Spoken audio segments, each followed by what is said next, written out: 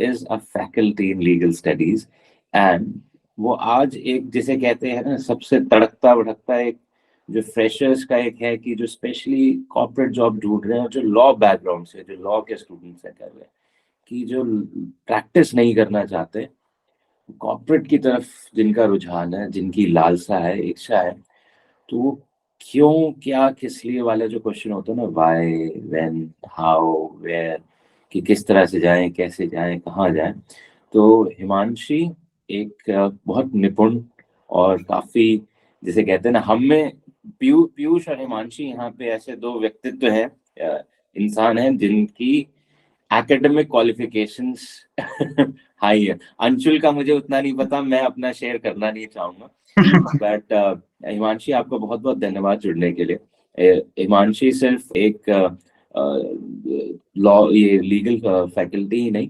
But एक अच्छी writer भी है और बुक्स पढ़ने का इनको काफी शौक है। Himanshi, welcome. Thank you so much for inviting me. It's my pleasure and honour कि आपने यहाँ बुलाया। और मुझे पर्सनली ये टॉपिक भी इट रेजोनेटेड विद मी। उसका रीज़न ये है कि मैंने बहुत सारे अपने फ्रेंड्स को, और in fact I was at that junction also कि मुझे समझ नहीं आ रहा था कि कॉर्पोरेट जाना है तो कैसे जाना है। There was lack of guidance in my surroundings also, कोई बताने वाला नहीं था। तो I and my friends we struggled a lot कि कैसे करना है, कैसे इंटरव्यूज तक पहुंचना है, क्या प्रोसेस होता है। तो you know, through this conversation I would like to enlighten the young legal minds जो कि चाह रहे हैं कि कॉर्पोरेट में करियर बना सकें, या ये एटलीस्ट एक एवेन्यू है जिसको एक्सप्लोर कर सकें। क्योंकि ट्रेडिशनली लॉ को कैसा समझा जाता है कि कुछ नहीं, आपको काला कोट पहन के you have to go to court. Litigation is the only thing जो अभी भी, इनफैक्ट अगर आप अपने फैमिली में भी बात करेंगे जैसे, तो उन लोग का यही रहता है। जैसे अभी कुछ दिन पहले I was having this conversation with my father, तो वो ये बोल रहे थे कि ये भी एक अच्छा, मतलब एक अच्छा सोर्स है, अगर if you want to practise तो you can also go into litigation. But that is all he knows about it कि लिटिगेशन ही है, आपको काला कोट पहन के कोर्ट जाना है, district court, high court. But that is not the case. अभी जो टेक्नोलॉजिकल रेवोल्यूशन हुआ है और इतने सारे लेटेस्ट इमर्जिंग इश्यूज हैं, चाहे वो एनवायरमेंटल लॉ है, ह्यूमन राइट्स है, इंटेलेक्चुअल राइट्स हैं, बिजनेस लॉज हैं, कॉर्पोरेट लॉज हैं, बहुत सारी चीजें जिसमें आप कॉर्पोरेट सेक्टर में अपना एक बहुत अच्छा करियर बना सकते हैं। और वो कैसे बनाएंगे, उसके लिए वो 5 साल आप लॉ स्कूल में क्या करें, और कैसे आप खुद को एक अच्छे, अगर स्पेशली अगर आपके पास उस तरीके के लोग नहीं है ना, जैसे हर किसी के पास वो बैकग्राउंड नहीं रहता। आप हर कोई बंदा टियर 1 सिटी से, नोएडा, गुड़गांव, बॉम्बे, बैंगलोर से नहीं आ रहा है। तो जो लोग नहीं आ रहे हैं वो लोग कैसे वहां तक पहुंच सकते हैं इफ दे वांट। तो मेरा बस यही इस कॉन्वर्जेशन से यही उद्देश्य है कि लोगों को मैं जो अंदर के नुआंसेस है जिनके बारे में कोई बात नहीं करता, वो मैं उससे सबको उससे अवगत करा सकूं। पीयूष, आपने देखा क्या क्लैरिटी होने से कितना फर्क पड़ जाता है। मतलब अभी हमने उस डायरेक्शन पे, उस रास्ते पे हमने बस चलने की सोची, एंड हिमांशी ने कितनी क्लैरिटी दे दी उसी बात में कि काफी लोग आना चाहते हैं। मतलब मैं अपना एग्जांपल कोट करूंगा। मैं जब बीकॉम कर रहा था, मेरे से मेरे ही दोस्त ने पूछा, और बहुत अच्छा सवाल था, कि उसने कहा कि आगे का कुछ सोचा है। और मतलब मैं उस चीज का आंसर ही नहीं दे पाया, तो मैंने मजाक में उसको इधर उधर से टाल दिया। फिर उसने दूसरे तीसरे दिन फिर आके मेरे से वही क्वेश्चन किया, मैंने एमबीए का कुछ सोचा है? मैंने कहा एमबीए करना। एमबीए करके करेगा क्या? ने एमबीए मास्टर्स कर ली, उसमें भी सेम यही है जो हम पढ़ रहे हैं, तो करेगा क्या? मैं I was very clueless about it, क्योंकि मैं आ रहा था अपना इंफॉर्मेटिक्स प्रैक्टिस के बैकग्राउंड से। मुझे था कि मैं कंप्यूटर में जाऊंगा। पिताजी मेरे कह रहे थे सीए कर। मैंने कहा ठीक है। उन्होंने फिर ड्रीम दिखा दिया सीए के बाद एमबीए, बट मैं उस चीज को विजुलाइज नहीं कर पा रहा था।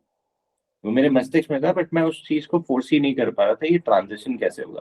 तो काफी जो स्टूडेंट्स हैं, हिमांशु, जो आपने सही कहा कि वो लॉ की तरफ आते हैं, फिर लगता है कि जब वो कोई डिस्ट्रिक्ट कोर्ट जाते हैं या कहीं जाते हैं, जब वहां का माहौल देखते हैं, तो वो घबरा जाते हैं, क्योंकि वो जगह हर किसी के लिए नहीं है ना। क्योंकि आप सत्य ढूंढ रहे हो असत्य कितनी चीजों के बीच में, trying to, and it's not about truth and, कई बार मुझे लगता है जस्टिस हैज मैं ये बहुत बड़ी स्टेटमेंट बोलने जा रहा हूँ शायद से, sometimes justice has nothing to do with truth, it has to do with all the material evidences that one can produce at a certain point in time. और कुछ भी कहें ये मरवाएगा इसे कुछ ज्ञान है नहीं, बट एक बच्चा जो है, और स्पेशली हम इसको देखेंगे उस रेलेवेंस में टीयर 2 टीयर 3 सिटीज ले लेते हैं, या टीयर 1 सिटीज में जो मार्जिनल बैकग्राउंड से आ रहे हैं, या जिनके पास उस तरह के सोर्सेज नहीं है, उस तरह की एनवायरनमेंट नहीं है, या उनके घर में उस तरह के लोग नहीं है हिमांशी जो वो गाइड कर पाए उनको, एक एक रास्ता, एक जैसे कहते हैं ना मोमबत्ती जला के दिखाते हैं कि बेटा बेटी ये देखो ये चीजें हैं, आप इन इन चीजों पे चलिए। तो पहले सवाल से शुरू करते हैं पीयूष, हिमांशी, अंशु, कि why do you want to get into corporate law? सबसे बड़ी चीज होती है व्हाई, मतलब मैंने साइमन सिनेक की भी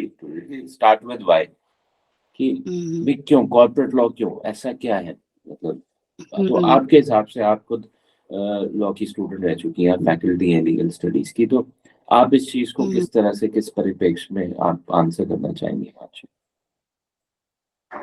देखिए, जो आपने लैक ऑफ गाइडेंस की बात की ना, तो मैं वहीं से स्टार्ट करती हूँ। देखिए, लैक ऑफ गाइडेंस आज के मतलब अभी जो मैं जिन बच्चों को करियर लॉन्चर में पढ़ाती भी हूँ, तो उन बच्चों को फिर भी थोड़ी क्लैरिटी है, क्योंकि they come from privileged and resourceful background, तो उन लोगों को फिर भी थोड़ा पता है कि कैसे क्या करना है। बट फिर भी अगर मैंने उनसे जब पूछा, I remember I was teaching them constitution fundamental rights, and हम लोग वाई और इसी के बारे में we were discussing, and then I asked them as a corollary to that discussion कि क्यों करना है लॉ। तो बहुत सारे बच्चे क्लूलेस थे। अब जो जनरली जो आर्ट्स बैकग्राउंड से आते हैं उनके पास ऑप्शन नहीं होता है, बिकॉज बीए करके आप are not going anywhere. BA करके आप एमए करके पीएचडी करके अगर आपको नेट क्लियर करके प्रोफेसर बनना है या रिसर्च में जाना है, तो दैट इज एन ऑप्शन।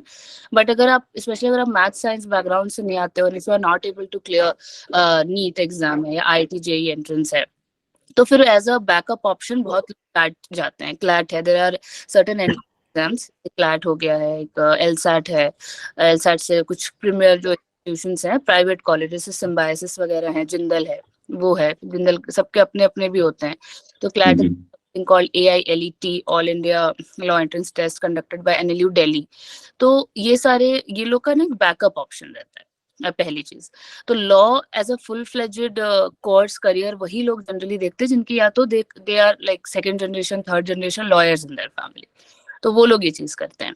रही बात बाद में आगे चल के जो आपने क्वेश्चन पूछा कि व्हाई ऑफ इट, तो लीगल स्टडीज जो हैं वो ना बहुत ट्रांसफॉर्मेटिव है, बिकॉज जब आप when you get into law तो आप अपना काफी पर्सनालिटी, नॉलेज तो खैर इम्प्रूव होता ही है, वो तो अलग, वो तो मतलब उसका एक बाय प्रोडक्ट है। पर्सनालिटी चेंज भी बहुत होती है और आपको करनी भी पड़ती है, you know, it directly links to your career as a lawyer, because if you are not able to speak well, if you are not well versed with both Hindi and English, ऐसा नहीं कि सिर्फ English he, I understand कि supreme court high court में काम generally English में ही होता है और they expect good English speakers and writers, but आपकी ये सारी राइटिंग स्किल्स है आपका, क्योंकि आपको आगे चल के पिटिशंस बनाने खुद से ही बनाने हैं, तो ये सारी छोटी छोटी चीजें आपको करनी है। तो understand the fact that this is an extensive labour extensive process जहाँ पे you have to constantly improve your self.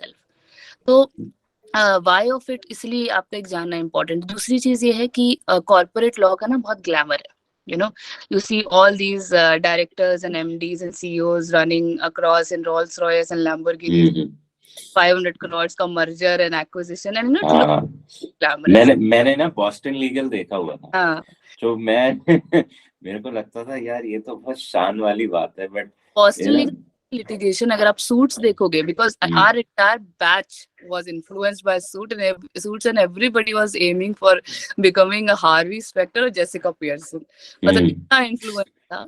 But you know, you also understand that it's a ruthless world, especially corporate ruthless world, because if you do not come from premier institution, अगर आप top 5 NLU से नहीं है, NLUD से नहीं है, या आप जिंदल से नहीं है, या सिम्बायोसिस से बड़े premier institution से अगर आप नहीं है, तो it's difficult.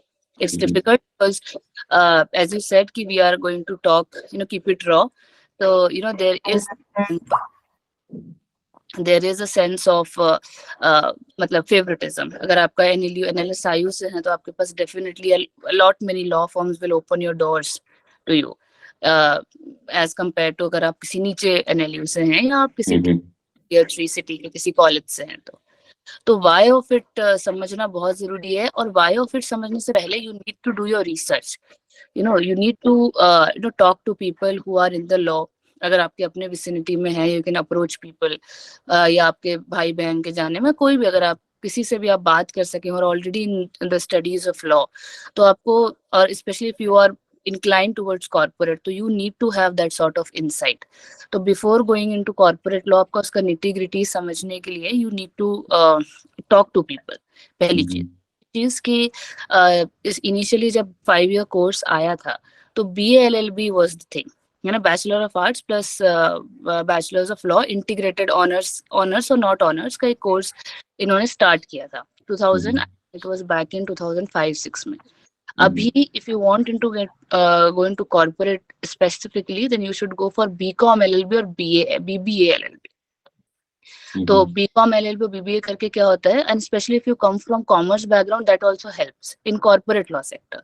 आप बाकी क्रिमिनोलॉजी में जाना चाहें या और कोई लिटिगेशन करें, BA 2, बट अगर आप BCom BBA हैं तो यू हैव दैट, आपका मतलब माइंडसेट वैसा फॉर्मुलेटेड है बिजनेस, तो it helps in building legal studies. तो वाई ऑफ इट अगर आपको पता होगा ना, तो आप उसका होमवर्क कर पाएंगे, रिसर्च कर पाएंगे, कौन से कोर्स में जाना है, किस तरीके का स्पेशलाइजेशन करना है, इसका आपको थोड़ा थोड़ा अंडरस्टैंडिंग हो जाएगी। एंड ऑलवेज अगर आपको 12th से ही ये चीजें पता है, आपके ड्रॉप ईयर से आपको चीजें पता है, तो आपके लिए आगे की जर्नी का एक अच्छा फाउंडेशन बन जाता है। बिकॉज आप एक बार लॉ स्कूल में एंटर करेंगे, इतनी सारी चीजें हो रही है, it will get all hotchpotch, you will be lost. So it's always a good to give yourself a head start. It's always to have the ammunition of research and knowledge before getting into legal studies. Wonderful, Himanshi, बहुत insightful और detail था। पीयूष, आपको नहीं लगता कि मतलब जो कि हम देख भी रहे हैं, जो स्टूडेंट्स की अप्रोच रहती है, बट अनफॉर्चुनेटली वो अप्रोच बहुत एक कैजुअल डायरेक्शन में जाती है, कि उन्हें लगता है कि पढ़ लो और कर लो तो हो जाएगा, बट जो कॉन्टिन्यूस लर्निंग के साथ जो हार्डवर्क की जरूरत है, कहीं ना कहीं वो जो स्मार्ट वर्क वाला जो कोटेशन है, जो कोट्स आते रहते हैं ना कि बिलीव इन स्मार्ट वर्क, वो हार्डवर्क को अंडरलाइन कर रहा है ओवर द इयर्स, मेरे को लग रहा है। और अगर आप हार्डवर्क कर रहे हो तो लोगों को लगता है कि आप सक्सीड नहीं करोगे, वो नहीं करोगे, बट अंडरलाइनिंग स्टेटमेंट ये है कि आपको किसी भी जगह अगर आपको अच्छा करना है, सक्सेस तो बहुत दूर की बात है, अगर आपको अपनी फर्स्ट टर्म या सेकंड टर्म में एक्सेल करना है तो हार्डवर्क तो डालना ही पड़ेगा ना। अब जो लॉ में जो धाराएं हैं भाई, वो तो पढ़ोगे ही पढ़ोगे और उसको रिप्रोड्यूस करना पड़ेगा आपको। तो आपको जब एग्जामिनेशन में अगर वो नहीं कर पाओगे तो वो चीज आएंगी, numbers do matter at a certain point of time. अब ये मैं इसलिए कह रहा हूँ क्योंकि मैं कहता हूँ कि numbers at a certain point should not matter, but वो मैं तब कह रहा हूँ कि मैं वो नंबर्स लास्ट चुका हूँ। मैं फिर उस पर्सपेक्टिव में बोल रहा हूँ। मैं वो एक ग्रैनुअर लेवल पे ये कहना चाह रहा हूँ कि सेल्फ कॉन्फिडेंस बिल्ड करना बहुत जरूरी है। तो जो हिमांशी ने 2 चीजें बोली पीयूष की, ये मैं आपको एक क्वेश्चन पुट करूंगा और हिमांशी आप भी इस पर रिफ्लेक्ट करेगा कि आपने कहा कि जिसकी फैमिली में ये चीजें ऑलरेडी 2-3 लॉयर्स हैं, है ना पीयूष? हमने लास्ट या शायद से पिछले एपिसोड में जो हम कर रहे थे 70 आवर वर्क वीक वाला है, जिसमें हमने नेपोटिज्म की बात की थी, तो ये नेपोटिज्म वाली बात तो नहीं है, बट सर्टनली अगर किसी के घर में डॉक्टर है तो वो डॉक्टर बनने का वो हो जाता है। और यहाँ पे यही बात आती है कि ये एक्सेसिबिलिटी कहाँ से मिले, ये चीजें कहाँ से मिले। मतलब बहुत से फोरम्स हैं, लिंक्डइन है, और मैं देखता हूँ कई लोग आते हैं, उस तरह का रिस्पॉन्स नहीं आ पाता है हिमांशी और पीयूष, है ना, कि आप अगर कोई प्रोफेशनल सर्विस लो तभी गाइड करो, क्योंकि फ्री में आप किसी से पूछ रहे हो तो वो एडवाइस कैजुअल भी दे देगा, और कैजुअल नहीं हुई तो एक ओवरव्यू से दे देगा, बट आपको वो गाइड बुक जिसे कहते हैं ना, वो कुंजी नहीं मिलेगी। तो ये आपको नहीं लगता कि ये बहुत बड़ी प्रॉब्लम बनती जा रही है कि जिसके पास एक्सेसिबिलिटी नहीं है तो उसके लिए तो बहुत मुश्किल हो जाएगा। वो कैसे आप इस चीज को आपको क्या लगता है कि कैसे इस चीज को हैंडल किया जा सकता है? मैं इसका पहला तो ये कि अगर हम देखें तो आपने कुछ क्वेश्चन पूछा और उसका कुछ आंसर आपने स्वयं ही दे दिया है, ठीक है। लेकिन अगर मैं फिर भी उसका एक ठीक सा आंसर दे पाऊँ और कुछ चीजें मैं जो हिमांशी ने बोली उनका अनुमोदन अवश्य करूंगा, क्योंकि जैसे मेरे हिसाब से 3 तरीके के लोग लॉ करते हैं, ठीक है। एक तो वो लोग, जैसा हिमांशी ने पॉइंट आउट किया कि भाई सेकंड जनरेशन अगर लॉयर फैमिली है, सेकंड जनरेशन, मैं उनमें ऐसा एग्जांपल भी रख लेता हूँ कि कहीं आसपास लॉयर हैं जो काफी फेमस हैं, पॉपुलर हैं ऐसे लोग, तो उनको देख के लोगों को करियर पाथ क्या अंदाजा हो जाता है कि लिटिगेशन में जाएंगे तो ऐसा होता है। दूसरे वो लोग जो वाकई कहीं कुछ नहीं कर पाते, तो उन्हें पता है कि ये एक ऐसी प्रोफेशनल डिग्री है कि यहाँ पर बस आप ग्रेजुएशन कर लो कहीं भी किसी भी तरीके से, आपकी मिनिमम इतनी परसेंटेज होनी चाहिए, शायद 50 होती है, मिनिमम इतनी परसेंटेज होनी चाहिए, आपको ये डिग्री मिल जाएगी, और जिसकी सोसाइटी में बहुत वैल्यू है।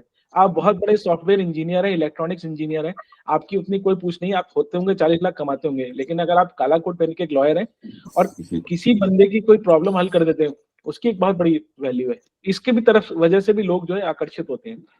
और तीसरे वो लोग जिन्हें जो एक्चुअली में लॉ इसलिए करते हैं टाइम पास करने के लिए, जैसे जिनकी जो शायद सेकंड या थर्ड या पता नहीं कौन सी जनरेशन ऑफ पॉलिटिशियंस होंगी शायद, या व्यापारी होंगे जिनके घर में कहीं ना कहीं ऐसे कुछ समस्या फंसती रहती होंगी, तो वो लोग पढ़ते रहते हैं कि चलो पढ़ के देख लेते हैं क्या चीज होती है।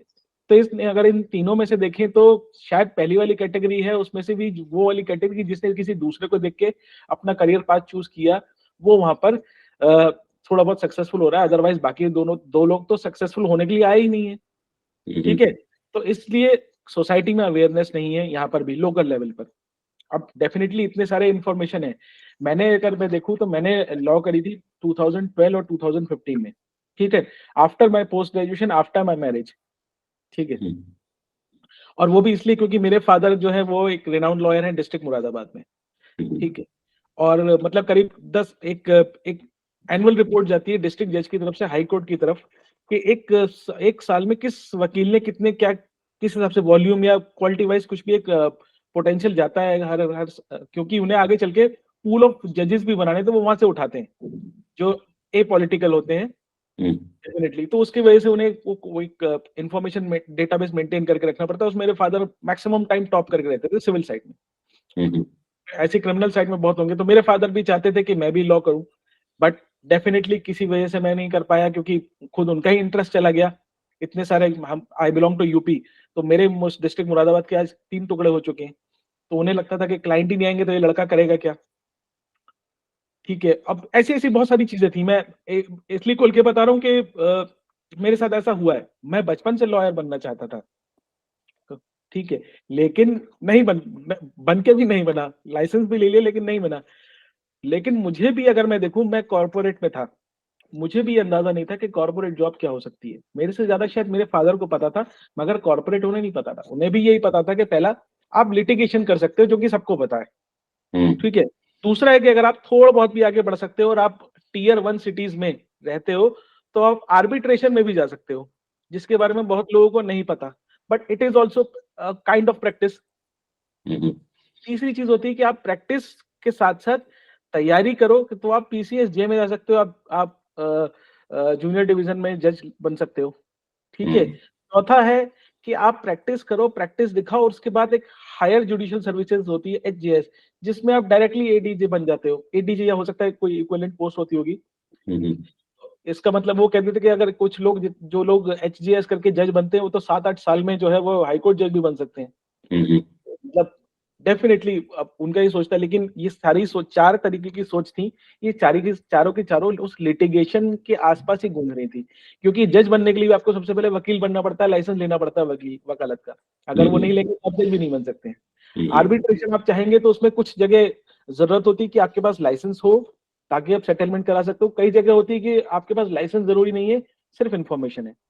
तो ऐसे में प्रश्न ये उठता है कि किसने अपना करियर गोल बनाया, क्योंकि किसी को करियर पाथ मालूम ही नहीं है तो वो उस गोल को बना के क्या रखेगा। उसके साथ में ये काला कोट पहना, बैंड लगाया और मैं चला गया। मैंने शुरुआत में मैंने 2-4 क्या कहते हैं इंश्योरेंस वाले केस पकड़े, या फिर मैंने थोड़े से प्रॉपर्टी वाले केस पकड़ लिए, छोटे छोटे वाले उस लेवल पे। तो वहीं सब करियर हो गया। कॉर्पोरेट का पता नहीं, लेकिन मजा सबको उसी में आता है। जैसे अभी आपने बोला कि लोग सीरीज देख के भी सोचते हैं कि हाँ यार ऐसा भी हो सकता है। और जब से दुनिया दूरदर्शन से बाहर निकली है तब से उसे बहुत सारी चीजें देखने को मिली है। जो टीयर 1 सिटी में होता था वो हमें तो नहीं पता था, डेफिनेटली हमारे सामने ऐसा कोई एग्जांपल नहीं था। लोगों के और इमोशन को चल दिए पीयूष आपने जो दुनिया तो एक्चुअली ये सच्चाई है, इमोशनली नॉस्टैल्जिक कुछ नहीं। मेमोरी। इशू ये है कि इंफॉर्मेशन किसी के पास हो भी नहीं सकती, क्योंकि जिससे वो इंफॉर्मेशन लेना चाहते हैं उसके पास भी वो इंफॉर्मेशन नहीं है। जैसे मेरे फादर हैं, उनकी प्रैक्टिस 45 साल से ऊपर की है, मगर उनके पास भी जो इंफॉर्मेशन वो लिटिगेशन की है, ठीक है, क्योंकि उन्होंने अपना समय उसमें खपाया है। अब उनके पास समय कहाँ है कि वो जाए और ये सब चीजें जाके पढ़े। वो एक ग्रेजुएशन लेवल तक की चीजें तो देखते थे, उन्हें इंजीनियरिंग के बारे में मुझसे ज्यादा पता था, उन्होंने मुझे इंजीनियरिंग कराई थी। उन्हें मैनेजमेंट के बारे में मुझसे ज्यादा पता था, मेरे से ज्यादा उन्होंने रिसर्च करा की थी। उन्हें कोई इंटरनेट चलाना नहीं आता, ठीक है, स्मार्टफोन भी अभी कुछ साल पहले उनके पास आया है, उससे पहले नहीं। जो कुछ इन्फॉर्मेशन थी वो उनके अपने सर्कल से थी, न्यूज़पेपर से थी, या जो दूरदर्शन पे कोई कंटेंट आ रहा है उसके थ्रू थी, लेकिन फिर भी वो मेरे से ज्यादा थी अभी भी। ठीक तो है। ये कहना बिल्कुल सही होगा हिमांशु, पीयूष और अंशुल, कि जो गाइड है जरूरी नहीं कि वो एक्सपीरियंस हो उस पर्टिकुलर जॉनर का या उस एरिया का, बट वो करियर पाथ को लेके आपको क्लैरिटी दे पाए और आपको एक ब्लूप्रिंट बना के देने में सक्षम है। क्या ये सही होगा कहना? अंशुल, क्या क्या आपका थॉट प्रोसेस है इस पर? और आपको और एक और एडिशनल साइड का क्वेश्चन दे देता हूँ कि जो कि हम ओवरसी कर रहे हैं over a period of time, irrespective अभी तक हमने जितने भी एपिसोड्स किए और जितने भी हमने अभी तक लोगों से बात की है, ये तो फर्स्ट एपिसोड है, बट जिन जिन टॉपिक्स पे आपको ये नहीं लगता कि करियर गोल सेटिंग एक बहुत बड़ा जिसे कहते हैं नासूर बनता जा रहा है? चैलेंज तो नहीं है ये, उस चीज को सुपरसीड। देखो कुछ चीज ना इंग्लिश में कर्टेल नहीं कर सकते, वो वोकैबुलरी में नहीं आ पाएगी, मतलब ये नासूर होते जा रहा है, मतलब कहीं ना कहीं ये बहुत बड़ा चैलेंज बनेगा आने वाले 5 से 10 सालों बिल्कुल में। आप बिल्कुल सही बोल रहे हो। At the period of time जितना हम लोग टेक्नोलॉजी में डेवलप कर रहे हैं, बट स्टिल वो क्लैरिटी नहीं है, वो एकदम आपने सही कहा, वो नासूर बनता जा रहा है। जितने ज्यादा कैरियर पाथ्स ओपन हो रहे हैं उतनी ही ज्यादा डिफिकल्टीज हो रही है यंग जनरेशन को टू फिगर आउट कि हम क्या सेलेक्ट करें अपने कैरियर बनाने के लिए। क्योंकि सोशल मीडिया ने फैसिनेटिंग तो बहुत लाइफ कर दी है। काला कोट पहन के आया तो लगा वकील बनेंगे, और टिकर लैपटॉप लगा लेके आया के तो लगा जाएंगे गाड़ी इंजीनियर के बनेंगे। पीछे एडवोकेट वाला। कंस्ट्रक्शन साइट पे कैप लगा दी तो बोला चलो कंस्ट्रक्शन वाला काम करेंगे। तो ये हाई राइज और ये सब जो फैसिनेटिंग लाइमलाइट्स हैं, ये डेफिनेटली बहुत डिफिकल्ट कैरियर पाथ कर रहे हैं डे बाय डे। एग्जैक्टली जैसे अभी मेरा हिमांशी से एक सवाल रहेगा कि लॉ को इतना साइड कैरियर की तरह क्यों चूज किया जाता है? डेफिनेटली क्लियरिटी नहीं है उसके लिए। और हम लोग आज का जो टॉपिक डिस्कस कर रहे हैं वो के लिए यही पॉइंट है कि कॉर्पोरेट में भी हम लोग कैरियर बना सकते हैं, बट स्टिल अभी जितने भी अभी जो भी कोर्स भी है वो BA LLB, तो पहले हम उसमें ग्रेजुएशन का कोर्स ऐड ऑन करते हैं। कंप्लीट एक लॉ का कोर्स नहीं बनाया जो आफ्टर 12th हम इसको परस्यू कर सके। तो जबकि लॉ एक ऐसा सब्जेक्ट है जो हर एक इंडिविजुअल की लाइफ में एक बेसिक नॉलेज होनी चाहिए। तो क्या हम इसको एक बेसिक नॉलेज की तरह से कुछ सब्जेक्टिव तो हमको 10+2 तक भी इम्प्लीमेंट करने चाहिए, ताकि अगर कोई लॉ ना भी पढ़े तब भी उसको अपने बेसिक राइट्स पता होने चाहिए। डेफिनेटली सिविक्स में है, बट उस पर कितना हम लोग लाइट डालते हैं, आई डोंट थिंक सो कि किसी को भी अपने बेसिक राइट्स पता होंगे, जो कि बहुत ज्यादा मैंडेटरी है। इससे करप्शन पे भी बहुत ज्यादा इम्पैक्ट पड़ेगा। अगर हम लोगों को बेसिक नॉलेज होगी तो करप्शन को कम किया जा सकता है, और कुछ ऐसे कोर्सेज का इम्प्लीमेंटेशन हो, कुछ इतनी अवेयरनेस हो इन सब चीजों के लिए। क्या कहना चाहते हैं इसमें, आप लोग का क्या राय है? देखिए अंशुल, मुझे तो जो आपका जो फर्स्ट क्वेश्चन था कि लॉ को एज अ साइड करियर क्यों चूज करते हैं, मुझे ऐसा लगता है कि लॉ की पढ़ाई की हालत ना बहुत अच्छी है नहीं हमारे देश में।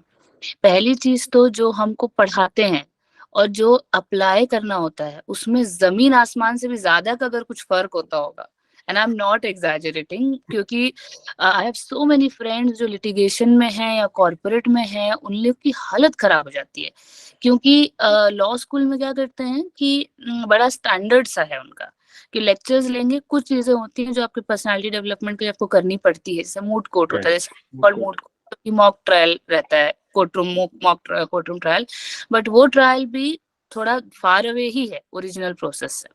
तो वो एक वो रहता है। और जो आपके जो ये सब रहते हैं, मॉक पार्लियामेंट हो गया या पीडीज हो गए, जीडीज हो गए, या एलोक्वेंट, ये जो एक्सटेम्परी और एलोक्वेंस वाले जो कंपटीशन होते हैं, ये सब हो गए।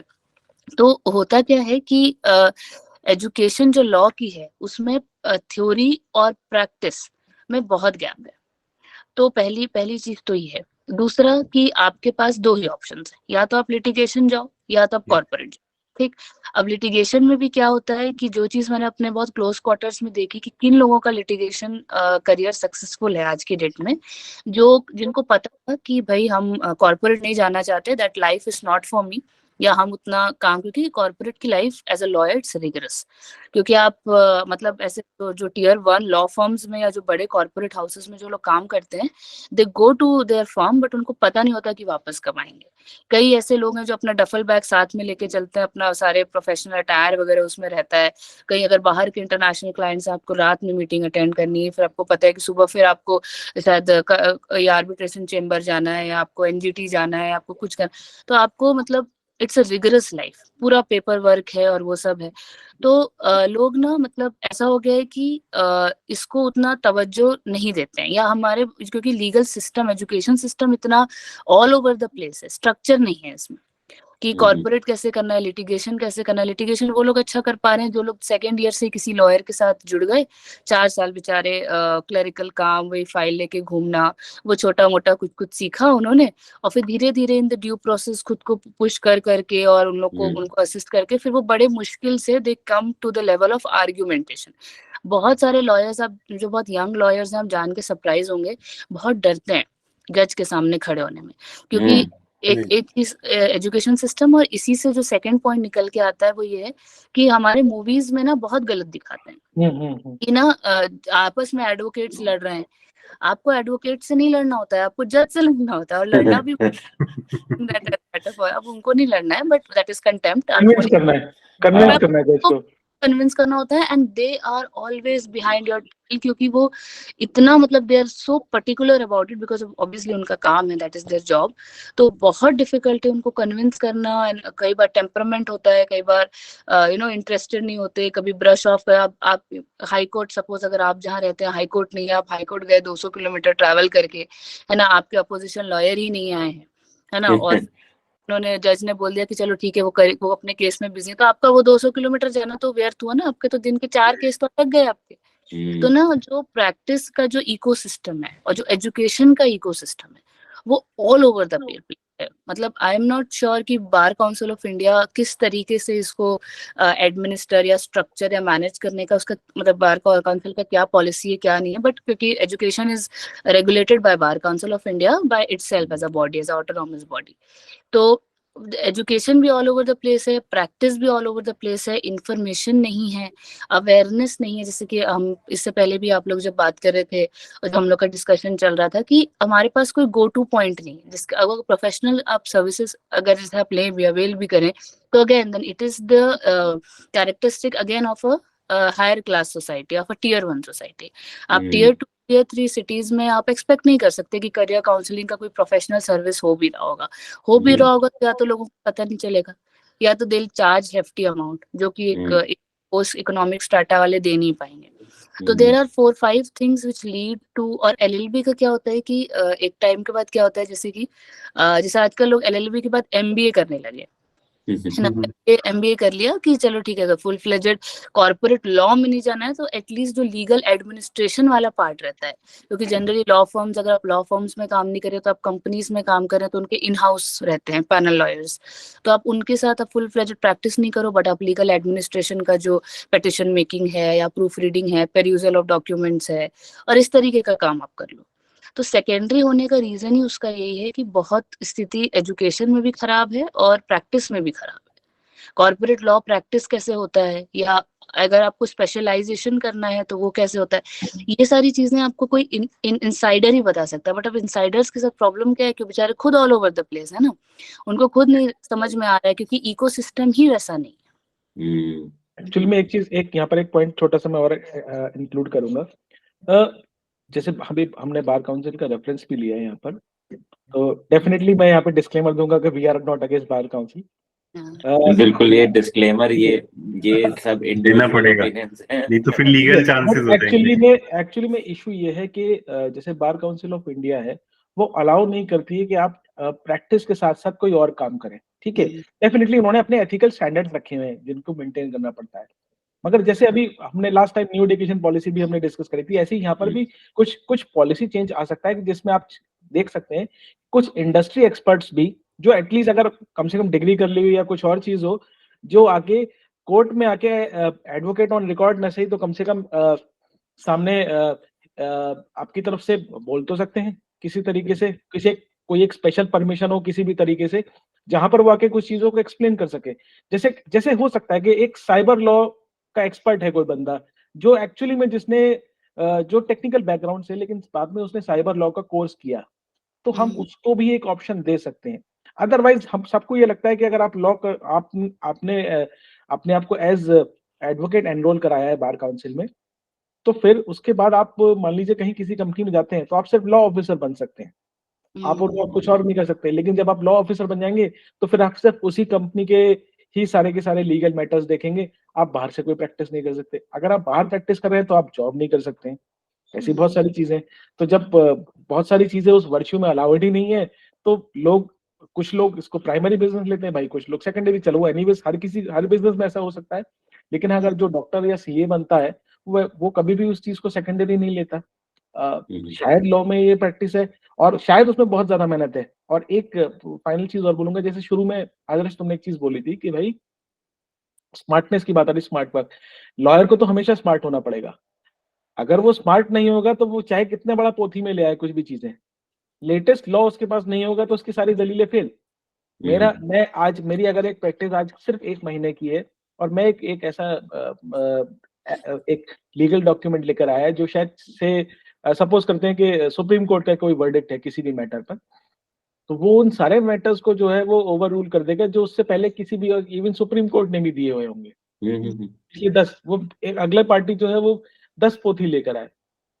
ये चीज है, तो वकील को तो स्मार्ट होना ही पड़ेगा। हाँ डेफिनेटली बहुत सारे लोग, क्योंकि एजुकेशनल बैकग्राउंड भी ऐसा नहीं होता है। और आप देखिए कि जो हमारे टाइप की सिटीज है या उस टाइप से कॉलेजेस है, वहां तो लास्ट में एक टेक्निकल लैंग्वेज करके एक सब्जेक्ट होता है, लीगल कम्युनिकेशन लैंग्वेज करके एक सब्जेक्ट होता है कि भाई उनको सिखाया जाता है कि भाई ग्रामर में ये सारी चीज होती है, अभी जल्दी गड़बड़ नहीं करना है। जैसे जॉली एलएलबी 1 में था, आपने जो स्पेलिंग्स क्या लिख दी है, क्योंकि इतने सारे लोग हैं जो हिंदी माध्यम से पढ़कर आते हैं, ठीक है।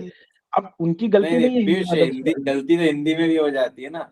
और जो लोग, सही बात है, जो लोग अब अंग्रेजी मीडियम के कितने सारे लोग हैं जो बहुत गलतियां करते हैं, पर उनकी गलती पकड़ में नहीं आती मासेस के द्वारा। उनकी गलती एक एलीट को ही पता लगती है, इसलिए वो लोग बच के निकल लेते हैं, जो पकड़ा जाए वही चोर है। और इससे पहले कि हम आगे बढ़े, मैं अंशुल जी एक बात बोल रहे थे कि क्यों इसे किसी और सब्जेक्ट के साथ ही पढ़ाया जाता है और इंडिविजुअली क्यों नहीं पढ़ाया जाता। मुझे ऐसा लगता है ना कि लॉ और सोसाइटी का एक बहुत इंट्रिकेट रिलेशनशिप है। I mean they are closely entwined, है ना। तो जब आप आर्ट्स पढ़ते हैं, क्योंकि आर्ट्स मैंने बहुत एक्सटेंसिवली पढ़ा है पिछले कुछ सालों में, तो मुझे ऐसा लगता है जब आप आर्ट्स पढ़ते हैं, जब आप हिस्ट्री पढ़ते हैं, जैसे कि फॉर इंस्टेंस अगर आपने हिस्ट्री पढ़ा तो you know where you come from, और and you also know where you don't want to go, क्योंकि आप हिस्ट्री से सीख रहे हैं तो you don't want to go there. जब आप सोसाइटी के सब्जेक्ट्स पढ़ते हैं तो यू अंडरस्टैंड कि अच्छा हमारे सोसाइटी सोशल स्ट्रक्चर कैसे है, कैसे काम करता है, कौन से रीजन में क्या सोशल इश्यूज हैं, विमेन के क्या हैं, डिसएडवांटेज ग्रुप्स के क्या हैं, चिल्ड्रन के क्या हैं, डिसेबल्ड पीपल के क्या हैं। तो यू नो जब हम इन ह्यूमैनिटीज के साथ व्हेन वी पेयर लॉ, तो वो आपको as a efficient lawyer, effective lawyer, and at the same time it develops you into a person with a vast amount of perspective. I'm not saying knowledge, perspective. जैसे कि अगर आप directly किसी को, जैसे अब लीगल स्टडीज तो पढ़ा रहे हैं बहुत सारे आईसीएसई सीबीएसई बोर्ड में आजकल, आई थिंक ऑप्शनल सब्जेक्ट में, जैसे पहले फिजिकल एजुकेशन वगैरह होता था optional, right, as an optional, आजकल 11th-12th में है legal studies, because some of my students are studying अभी 11th-12th में लीगल स्टडीज। बट जब आप इसको आर्ट्स के साथ पढ़ते हैं, अगर जैसे देखिए फिर यहीं पे आ जाता है कि आपको अगर ये क्लैरिटी है कि मेरे को कॉर्पोरेट ही करना है and I don't want to get into litigation या कुछ सोशल इश्यूज वाले या क्रिमिनोलॉजी, ये सब मुझे नहीं करना है, तो you can always choose B Com, BA, BBA, LLB. तो जहाँ पे आपका कॉर्पोरेट जो आपका एक वो है करियर पाथ है, it will absolutely complemented. But अगर जहाँ पे you are still in two minds कि अरे क्या करना है, लॉ स्कूल में जाके डिसाइड करेंगे, जो कि 90% में केस यही होता है, क्योंकि इतनी क्लैरिटी के साथ कोई एंटर नहीं कर रहा, क्योंकि किसी को पता ही नहीं है। ये तो हम लोग बात कर रहे हैं, और क्योंकि पीयूष सर का एक्सपीरियंस है और आप लोगों का इतना एक्सपीरियंस है, vast experience, I have lived that life of full of dilemmas and I have seen around myself, तो हम लोग बात कर पा रहे हैं क्योंकि we have gone through that phase. Right. पहले से इस चीज को प्रोएक्टिवली डील करना इट्स डिफिकल्ट, क्योंकि बहुत गैप है नॉलेज में। तो अगर आप ह्यूमैनिटीज के साथ पढ़ते हैं ना, तो it enables you to become a better litigant.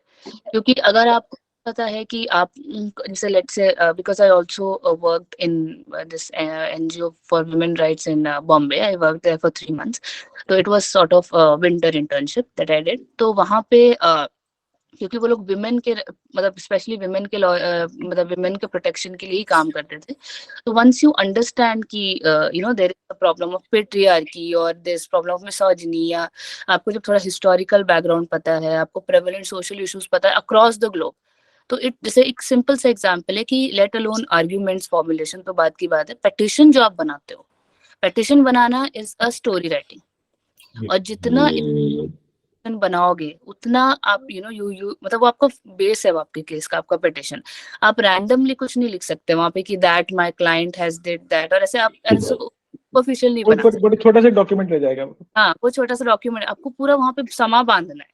It is a story telling thing जो आपको जज को कन्वे करनी है। तो जब आप उसको डिफरेंट पर्सपेक्टिव से लिखते हो ना, कि जो आपको ह्यूमैनिटीज से आता है, तो जब आप उस पर्सपेक्टिव से लिख रहे हो, तो चांसेस आर दैट आपका पिटिशन भी अच्छा बनेगा and you will be able to practise law better humanities की वजह से। और अगर आप एलएलबी, अगर आप डायरेक्टली अगर आप उसको यूजी में कर देंगे ना, तो होगा क्या कि बच्चे हो जाएंगे कंफ्यूज, क्योंकि लॉ की एक तो लैंग्वेज बहुत डिफिकल्ट है। कॉन्स्टिट्यूशन में ही अगर आप बहुत डिटेल में, जैसे आर्टिकल 19 है, या इसमें जो थोड़े बड़े आर्टिकल हैं, जो 1 पेज से ज्यादा के आर्टिकल हैं, वो नहीं समझ, क्योंकि आधे बच्चों को तो ये नहीं समझ में आता कि प्रोविजो कहाँ है, एक्सप्लेनेशन कहाँ है, नॉटविथस्टैंडिंग का मतलब क्या है, क्यों कॉमा लगा है, क्यों यहाँ पे सेमीकोलन लगा है, क्योंकि इतना तो डिटेल कोई नहीं पढ़ता है ना, ग्रामेटिकल पंक्चुएशन भी, उसका भी अपना मतलब है। और जहां तक ये बोलते हैं कि to practise law you need to read between the lines, तो वो रीड लाइंस भी किसी ने नहीं सिखाया। अब बोलते तो हैं कि नहीं, टीचर्स प्रोफेसर्स थोड़ा बच्चों को इंटिमिडेट करने के लिए बोलते हैं कि नहीं, you need to read between the lines. आपने बताया नहीं इंटरप्रिटेशन ऑफ स्टैट्यूट्स, तो हमको कैसे पता read between the lines?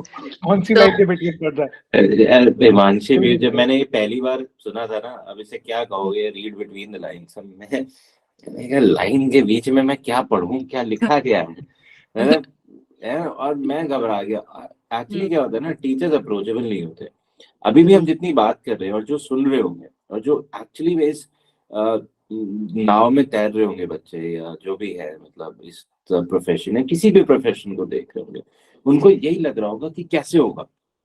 The point is, it's a very simple process to reach, create anything, especially a career. It can be done in 3 steps. First is कि मैं ये क्यों कर रहा हूँ। क्यों के ना 2-3 चीजें होते हैं। एक तो होता है कि जो मेरा करंट बैरियर है, कि जो मैं एक मार्जिनलाइज फैमिली से आता हूँ, मैं गरीब से आता हूँ, मैं अपर मिडिल क्लास से मिडिल क्लास, जो भी, मैं इस चीज को ब्रेक करना चाहता हूँ। ठीक है, तो जो पैसे कमाने वाली बात है ना, वो प्राइमरी कभी नहीं होती, या वो सेकेंडरी कभी नहीं होती है, वो टर्शरी कभी नहीं होती, वो हमेशा पैरेलल रहती है। Money is not primary secondary, it is always parallel. वो चाहिए आपको। अगर कुछ अच्छा भी करना है, चलो मेरे को है कि यार मैं ना गरीबों की, मेरे पास पैसा नहीं है, तो मैं कहाँ से क्या कराऊंगा। मैं 2 रोटी खा रहा हूँ तो मैं ज्यादा से ज्यादा 1 रोटी, आधी रोटी अपना पेट काट के सामने वाले को खिला पाऊंगा। But if I have money, I can do lot of things. तो एक बात आ जाती है, आपका इम्पैक्ट क्या क्रिएट करना चाहते हो आप अपनी इंडिविजुअल लाइफ में, आप अपने घर में, और फिर जो आपका 10 मीटर 100 मीटर का रेडियस है, जो आपका मोहल्ला हो गया, आपकी सोसाइटी होगी, जिसे भी आप जिस तरह से फ्रेम करना चाहो, यू आर लीगल एंटिटीज है, तो वही कॉमा कोलन वाली बात आ जाती है। तो वो एक चीज है। तो वहां पे जो है ना, मुझे लगता है कि जब हम एनईपी भी डिस्कस कर रहे थे कि जो ये रिफॉर्म्स हैं, ये आपने लिख तो दी, ला तो दी, बट ये लीप फ्रॉग होने पड़ेंगे। ये नहीं कि जो मैंने उस टाइम भी बोला था कि BS4 से BS6 पे जब आए हम कार मैन्युफैक्चरिंग में, कि भाई वो गाड़ी आई, ठीक है, तो वो एजुकेशन रिफॉर्म्स को भी वो लीप फ्रॉग लेना पड़ेगा। और बीच में टेक्नोलॉजी की भी बात की थी हिमांशी आपने, कि भाई पीयूष ने भी शुरू में बोला कि बहुत ज्यादा आ रहा है। अब क्या ना, टेक्नोलॉजी को रिस्पॉन्सिबली हैंडल करना बहुत जरूरी है। अब जैसे कई कार्स में ADAS वाली टेक्नोलॉजी आ गई, तो यहाँ पे लोग हाथ पीछे करके सो के अब उसको छोड़ दिया, जैसे ये टेस्ट पायलट पे चढ़ा रखे और वो टेस्ला की गाड़ी है इनके पास, और वो तो ये हमारा मुल्क ना थोड़ा अलग है। यहाँ पे हर चीज का मायने बहुत डिफरेंट हो जाते हैं, चाहे फिर वो आप किसी की भी स्टडीज कर रहे हो। तो ये सारी कॉन्वर्सेशंस लेंथ में चली जाती है। बट पीयूष, अंशुल एंड हिमांशी, आपने भी प्रीवियस, तो कोर जो फंडामेंटल मुझे लग रहा है ना, वो चैलेंज जो लग रहा है वो है ग्रैनुलर लेवल पे आपका 9वीं 10वीं 11वीं 12वीं। यहाँ पे जो प्रोग्रेशन है ना, स्पेशली स्कूल्स में, वहाँ पे टीचर्स का रोल बहुत बड़ा हो जाता है। और पेरेंट्स का भी, क्योंकि वो सारे के सारे यही बोलते हैं कि तुम्हें तो बनना तो वही है जो हमने सोचा है। अब इसमें तो अब देखो ना, यहाँ पे मेरा थोड़ा सा बायस भी कह सकते हो कि अब, और आप भी देखिए, आपके पिताजी लॉयर थे, बहुत माने जाने आपके एरिया में, है ना। मेरे फादर बैंकिंग इंडस्ट्री से आ रहे थे, तो एजुकेशन की कोई कमी नहीं है। मतलब मेरे घर में मेरे फादर से बड़ा इंटेलिजेंट इंसान कोई नहीं है। But when it comes to guidance, और इसको थोड़ा दूसरे लेवल पे भी ले जा सकते हैं कि लोग जो जिसको देखा, सचिन तेंदुलकर को देख लीजिए, उनसे महान क्रिकेटर कोई नहीं है मॉडर्न डे एज में, है ना। बट कैन ही बी वो कैप्टन उस तरह के रह पाए? नहीं। क्या वो कोच बनने? नहीं। वो कमेंटेटर भी नहीं बने। कमेंटेटर, तब वो प्रोनाउंसिएशन वाली बात आ जाती है। तो वो फैक्टर आप देख रहे हो। तो आप, जरूरी नहीं कि आप किसी स्ट्रीम में टॉप पे होंगे तो आप, करियर गाइड ना बहुत सिंपल फंडामेंटल का होता है रोल। ओके, क्योंकि मैं अगर कोच कर रहा हूँ, एज मैं करियर कोच, तो मैं I am coaching a person who is 60 years old as well as a person who is 16 years old। तो ये मेरा रेंज है। वो इसलिए है कि आप उन, करना तो सारा काम सामने वाले को है, आप उसको वो राह दिखाते हो, आप इंश्योर करते हो कि वो फॉलो कर रहा है। मोस्टली क्या होता है, पेरेंट्स कहाँ पे क्या ट्रांजिशन में जो गड़बड़ी आती है, वो आती है जैसे ही 12वीं कंप्लीट होती है। जो 12वीं से कॉलेज वाला टाइम पीरियड होता है ना, आप स्कूल में होते हो जहाँ पे बहुत अनुशासन होता है। आप और सबको वो करना ही होता है, आप सबको वही यूनिफॉर्म करना में होता होते हो, आपकी सबकी यूनिफॉर्म एक होती है। तो फिर कोई अमीर हो, गरीब हो, किसी भी धर्म जात पर, आप सारे एक ही यूनिफॉर्म में आ रहे हो, चाहे आपको पसंद है कि नहीं है। ठीक है, टाई पहननी है, आती है नहीं है, सब पहन रहे हैं, चल रहा है, ठीक है। जैसे ही आप कॉलेज में आते हो, ये सारी चीजें हट जाती है, वो यूनिफॉर्मिटी चली जाती है। फिर बात आती है कि इंडिविजुअल डिसिप्लिन कहाँ है, इंडिविजुअल फोकस कहाँ है। तो पेरेंट्स क्या होता है कि अब तो लड़का बड़ा हो गया, ये हो गया, छोड़ देते हैं कि ज्यादा नहीं। तो या लड़का, मतलब कहने का मतलब है, आप जेंडर वाइज मत कोट कीजिएगा इस चीज को, मतलब जो भी मेरा बच्चा है, बेटी है, सब बड़े हो गए हैं, अब इसको थोड़ा देते हैं। अब वहां पे क्या होता है, कॉलेज का एनवायरनमेंट हो जाता है, तो आप देख रहे हो सडन चेंज ऑफ एनवायरनमेंट। किसी को एकदम से फ्रीडम मिल जाए तो पानी पे भागने की कोशिश करेगा, अल्टीमेटली 4-5 स्टेप्स के बाद वो डूबेगा। And that is what happens with most of the youngsters. इसका ना एक सिंपल एग्जांपल तो ये है, आप स्कूल में रहते हो, पता है सुबह 7 बजे स्कूल है, 7 बजे 7:15 तक पहुंचना ही है, तो यू वेक अप एट 5:30, आप उठ के जाओगे, और सडनली और इन कॉलेज, तो भले ही कॉलेज की बस भी आती होगी 7 बजे, पर आप फिर भी, क्योंकि आप अकेले रह रहे हो हॉस्टल, स्पेशली जो रहते हैं, क्योंकि we have also lived the same life, तो जग रहे हैं 2 बजे 3 बजे, देख रहे हैं सारे साथ में, वो स्पीकर लगा के सीरीज दिन भर चल रहा है, और सबके एक हम लोग का कॉमन एक वो होता था, हम लोग इन गर्ल्स हॉस्टल, तो सबके बड़े बड़े लैपटॉप्स, और सब लेटे हुए, सबके लैपटॉप टेढ़े और सारे लगा के दिन भर लगे सिर्फ सीरीज देख रहे हैं बैठ के। बिकॉज क्या होता है ना, अब उसके पहले you are in a regulated environment, घर है, स्कूल है, और कॉलेज में जाके तो कॉलेज में रेगुलेशन भी बहुत, मतलब ऑलमोस्ट 50-60% डिक्रीज हो जाते हैं। डेकोरम ही मेंटेन करना होता है आपको, थोड़ा अच्छे से बातचीत करनी होती है, आपको मिसबिहेव नहीं करना होता है। अदरवाइज बहुत ऐसे नहीं है कि आपको यू कैन बंक क्लासेस, है ना, आपको अगर if of course it subjects to the administration of college, हालांकि आज लोग एनकरेज नहीं करते, बट जैसे कई बच्चे अब नहीं बैठना है किसी क्लास में तो उठ के चले गए, रिसेस के बाद वाला है तो अब कौन जाए, छोड़ो, बैठ जाते हैं। बहुत सारी जगह, मतलब these are the practices that are prevalent. अरे 75% अटेंडेंस है, कर लेंगे मैनेज, बात करेंगे प्रोफेसर से, वो सब। तो वो ये चीज तो एकदम आपने सही बोली कि जब आप एक वो ना, वो एकदम सडन है वो ट्रांजिशन, कि एकदम 12th तक you are in this restricted environment, और एकदम से आप अगर specially if you have stepped out of your home, you have changed cities, तो फिर तो आप, मतलब इट बिकम्स वेरी ट्रेचरस। नहीं हिमांशी, ऐसा नहीं है कि सिटीज चेंज होते हैं, ये ना ये एक है